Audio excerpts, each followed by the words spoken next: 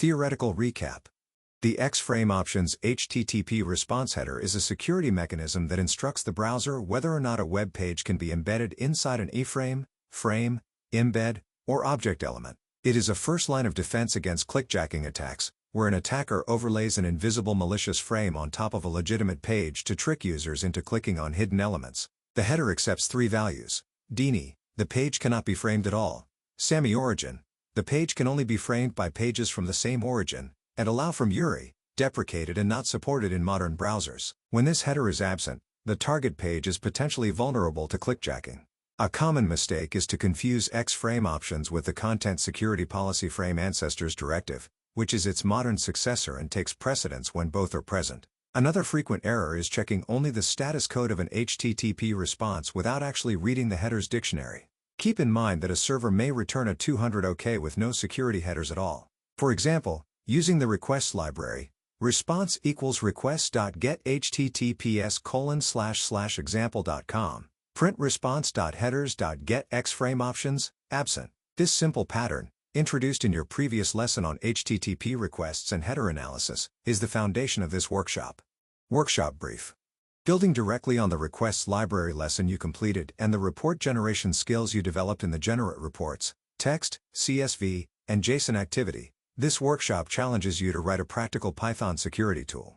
Your goal is to build a script that accepts a list of URLs as input, sends an HTTP GET request to each one, inspects the response headers, and determines whether the X-Frame Options header is present and correctly configured. The tool must classify each URL into one of three categories: secure, header present with an accepted value such as DINI or semi-origin; misconfigured, header present but with a deprecated or unrecognized value such as allow from; and vulnerable, header entirely absent. This mirrors real-world recon and security audit workflows used by penetration testers during the discovery phase of a web application assessment. Concrete steps to follow. Start by preparing your working environment. Create a dedicated Python virtual environment and install the requests library if not already available. Think carefully about how you will handle input. Your script should be able to read URLs either from a command line argument pointing to a plain text file, one URL per line, or from a hard-coded list for quick testing. Next, design your HTTP request logic. Consider timeouts, redirects, and error handling, connection refused, SSL errors, timeouts, so your script does not crash on unreachable targets. Implement the header inspection logic, ensuring your string comparisons are case-insensitive since HTTP headers are case-insensitive by nature. Once the analysis is complete, your script must generate a structured report in at least two formats of your choice among plain text, CSV, and JSON, drawing on the skills you built in the report generation activity. The report must include, for each URL, the full URL, the HTTP status code received, the raw value of the X-Frame Options header, or a clear indicator if absent, and the classification, secure, misconfigured, vulnerable. Finally, add a summary section at the end of the report that counts how many URLs fall into each category. Advice to overcome difficulties.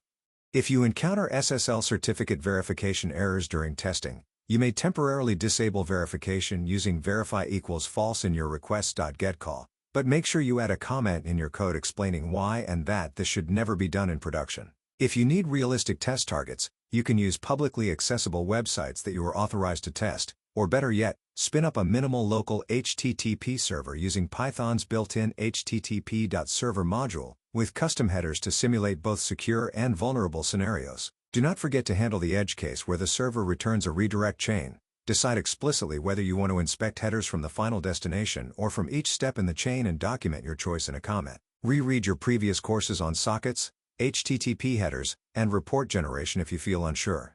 You are fully authorized to consult Internet documentation, the official requests library docs, OWASP resources on clickjacking, and any other relevant material. Deliverables and submission. You have 2 hours to complete this workshop. You must submit your solution before the deadline expires. Your submission must include the complete Python script, .py file, a sample input file containing at least 5 URLs you tested, and the generated reports in your chosen formats. Optionally, include a short README, 5 to 10 lines, explaining how to run your script and any assumptions or design choices you made. You are allowed to work alone or seek help, but the code and the report you submit must reflect your own understanding. Avoid copy-pasting solutions without understanding them. The goal is to build genuine autonomy and security scripting.